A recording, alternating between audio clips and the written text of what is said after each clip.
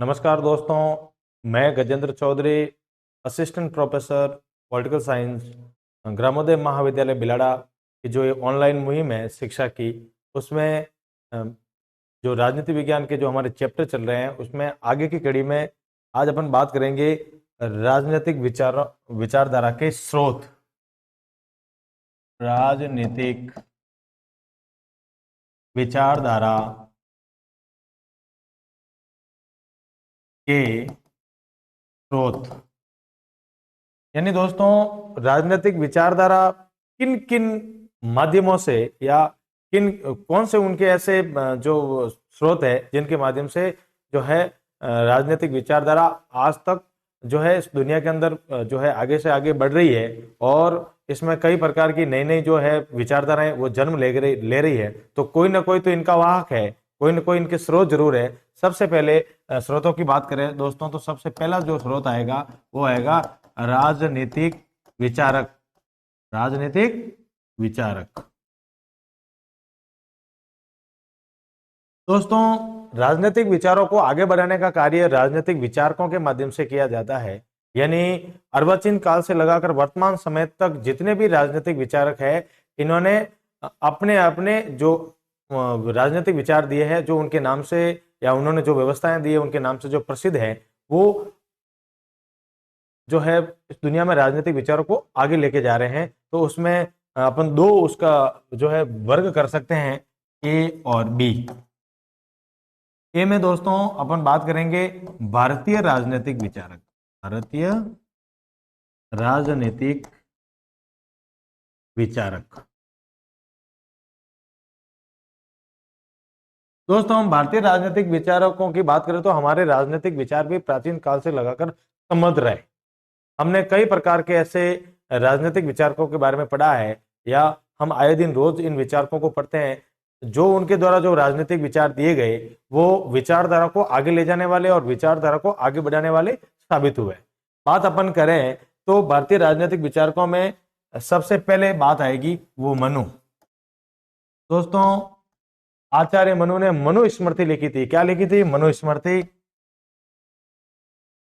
यानी आज अगर अपन भारतीय राजनीतिक विचारों की बात करें या भारतीय जीवन पद्धति की बात करें तो वो सारी की सारी जीवन पद्धति है वो आज भी मनु के विचारों के अनुसार चलती है।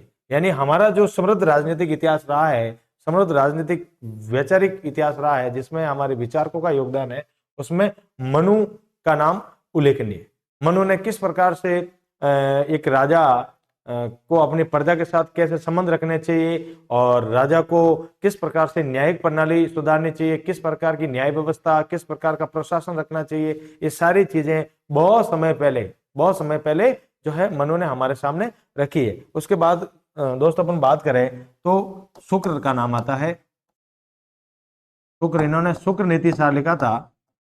शुक्र नीति सार यानी एक नीति गत राजनीतिक विचारक थे। इन्होंने शुक्र नीति सार नाम से ग्रंथ लिखा जिसके अंदर राजनीतिक परिदृश्य को लेकर, राजनीतिक घटनाओं को लेकर या राज्य व्यवस्था कैसे होनी चाहिए, राज्य व्यवस्था का उद्भव कहां से होगा, राज्य व्यवस्था में राजा को क्या करना चाहिए क्या नहीं करना चाहिए, समृद्ध रूप से उनका भी जो है विचार है वो राजनीति विज्ञान के अंदर बहुत ही बड़ी एक योगदान रहा है, एक देन रही है। उसके अलावा दोस्तों बात अपन करें तो कौटिल्य, अर्थशास्त्र लिखा, आपको पता ही है कौटिल्य अर्थशास्त्र। फिर बाद में आपको पता हो तो हम धार्मिक ग्रंथों की अगर बात कर लें तो उसमें अलग से वाल्मीकि का, वेद व्यास का, इनका भी नाम आता है। तो कौटिल्य ने भी अर्थशास्त्र के अंदर एक विशेष प्रकार से राजनीतिक विचारों को दिया है जिसके अंदर उन्होंने संपूर्ण राजनीतिक व्यवस्था का अर्थ है राज प्रशासन से लगाकर दोस्तों संपूर्ण न्याय व्यवस्था, प्रशासन व्यवस्था या यहाँ तक कह सकते हैं उसकी राजस्व व्यवस्था, इन सभी का जो है एक संपूर्ण जो व्यवस्था कह सकते हैं, संपूर्ण विचार कह सकते हैं, वो कौटिल्य ने रखे थे। और इसीलिए ये कूटनीति के भी एक महान ज्ञाता थे, तो उनको उस नाम से भी जो है जाना जाता है। कौटिल्य हो गए। उसके बाद में अपन बात करें तो दयानंद सरस्वती। दयानंद सरस्वती राजा राम मोहन राय,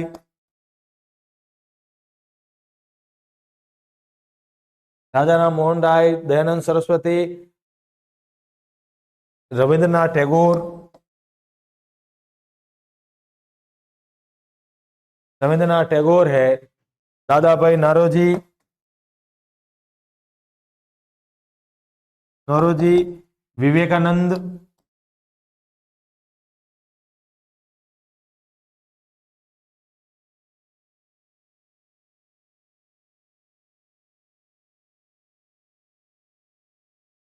विवेकानंद।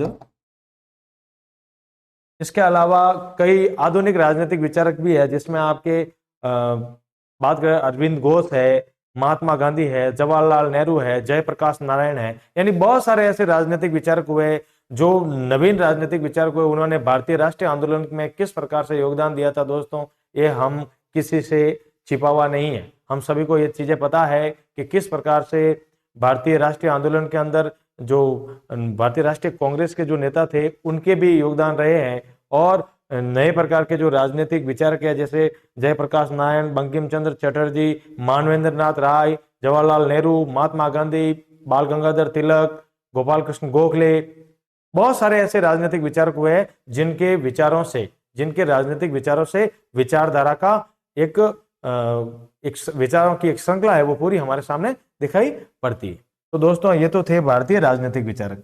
कौन थे? भारतीय राजनीतिक विचारक। अब दोस्तों दूसरी जो श्रेणी आएगी वो है पाश्चात्य, इसमें बी है, वो है पाश्चात्य राजनीतिक विचारक। पाश्चात्य राजनीतिक विचारों की बात करें अगर दोस्तों, तो यूनान का समृद्ध इतिहास रहा है, यानी जितने भी पाश्चात्य जगत के अंदर राजनीतिक विचारक हुए उनका जन्म यूनान से, जिसमें आपके अरस्तु, प्लेटो, एक्विनोस, बेंथम,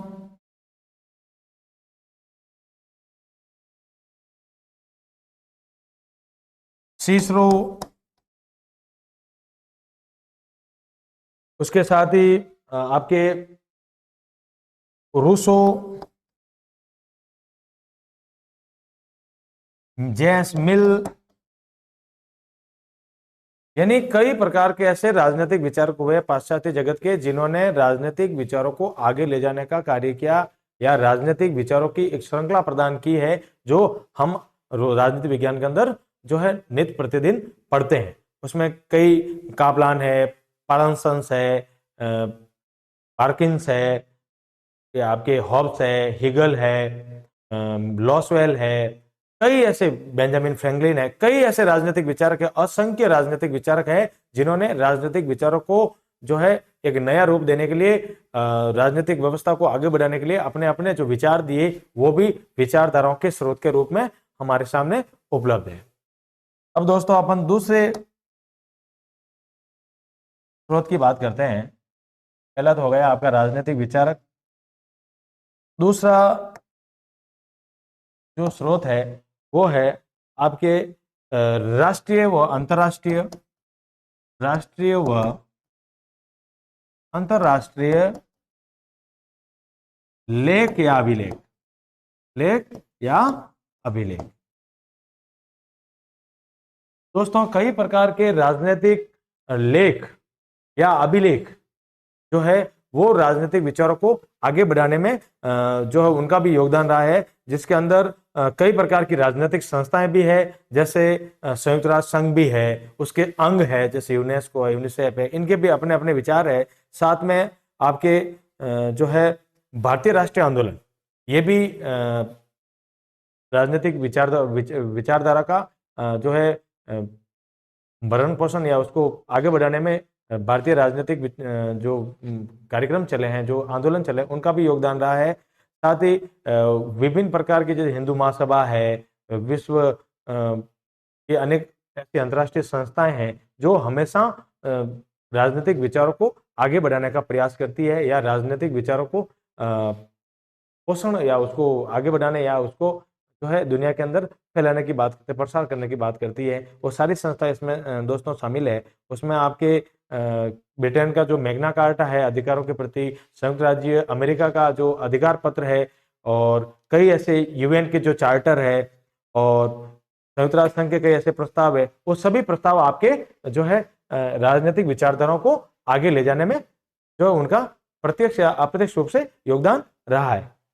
तीसरा अपन दोस्तों यहाँ बात करते हैं वो है आपके धार्मिक और साहित्य ग्रंथ। धार्मिक व साहित्य ग्रंथ। धार्मिक ग्रंथों की दोस्तों बात करें, महाभारत, रामायण, भागवत गीता, वेद, वेदांग, कई प्रकार के धार्मिक ग्रंथ जिसमें धार्मिक साहित्य लिखा गया है, उन्होंने भी अपने जो विचारधारा है, जो राजनीतिक विचारधारा है, उसको आगे बढ़ाने का कार्य किया। उसमें कहीं ना कहीं सामाजिक विचार भी है, कहीं ना कहीं सांस्कृतिक विचार भी है, कहीं ना कहीं आर्थिक विचार भी है, क्योंकि ये सारी व्यवस्थाएं हैं वो राजनीतिक विज्ञान से जुड़ी हुई है। तो जो है उसमें अपन कह सकते हैं कि इन्होंने राजनीतिक विचारधारा को आगे बढ़ाने का दोस्तों पूरा प्रयास किया है। उसके अलावा कई ऐसे, जैसे बाइबिल है, ये भी धार्मिक ग्रंथ है। कुरान है, ये भी धार्मिक ग्रंथ है। ये अलग अलग धर्मों के अलग अलग ग्रंथ, जैसे सिखों का आदि ग्रंथ हो गया, आदि ग्रंथ, ये सारे ग्रंथ हैं वो राजनीतिक विचारों को आगे ले जाने वाले सिद्ध हुए। तो इनका भी कहीं ना कहीं योगदान रहा है राजनीतिक विचारधारा के डेवलपमेंट में या उसको आगे बढ़ाने में। आगे दोस्तों अपन बात करते हैं अगले बिंदु की, तो वो है आपके सामने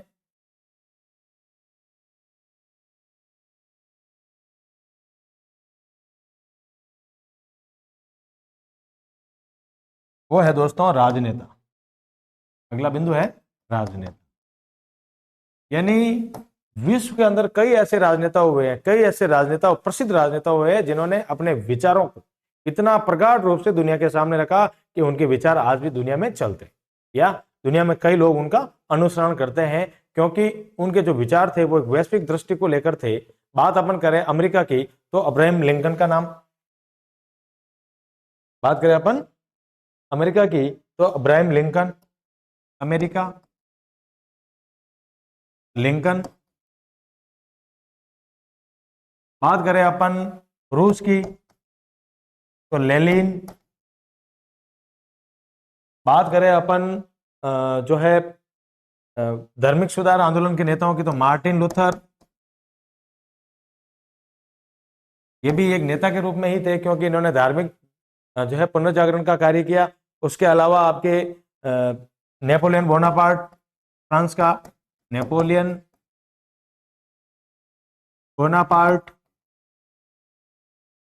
नेपोलियन बोनापार्ट के अलावा जो है जर्मनी में हिटलर,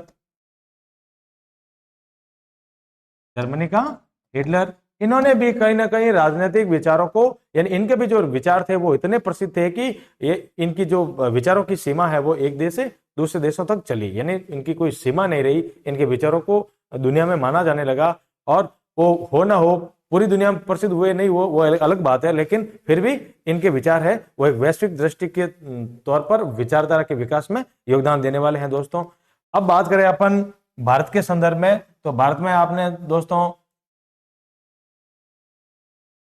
जवाहरलाल नेहरू प्रथम प्रधानमंत्री है, उनका नाम सुना होगा।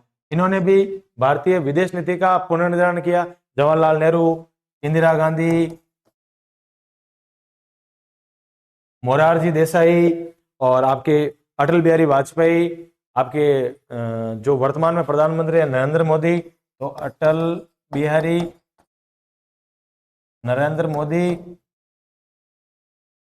तो इन्होंने भी, इनके भी विचार, क्योंकि ये एक वैश्विक नेता है और इन नेताओं के जो विचार है वो एक विचारधारा के रूप में चलते हैं, क्योंकि इनको बहुत, आज नरेंद्र मोदी की अपन बात करें तो पूरे भारत में जो है उनके विचार है बहुत एक प्रगाढ़ विचार है, और उन विचारों को इतनी तल्लीनता से लोग लेते हैं, उनके इतने अनुसरण करने वाले लोग हैं कि जो नित्य प्रतिदिन की जो घटनाएं हैं उसमें अपन देखते हैं। क्योंकि एक स्वीकार्य नेता होता है, उस नेता के जो गुण होते हैं, जो उस नेता का चरित्र होता है, उस चरित्र से लोग प्रभावित होते हैं, उनके नेतृत्व से लोग प्रभावित होते हैं और प्रभावित होकर उसका अनुसरण करते हैं, तो उनके विचारों का भी अनुसरण होता है। तो ये राजनेता भी राजनीतिक विचारधारा को जो है आगे बढ़ाने में योगदान देते हैं। तो दोस्तों, ये थे अपने राजनीतिक विचारधारा के स्रोत जो आज हमने पढ़े हैं। धन्यवाद, आज के लिए इतना ही।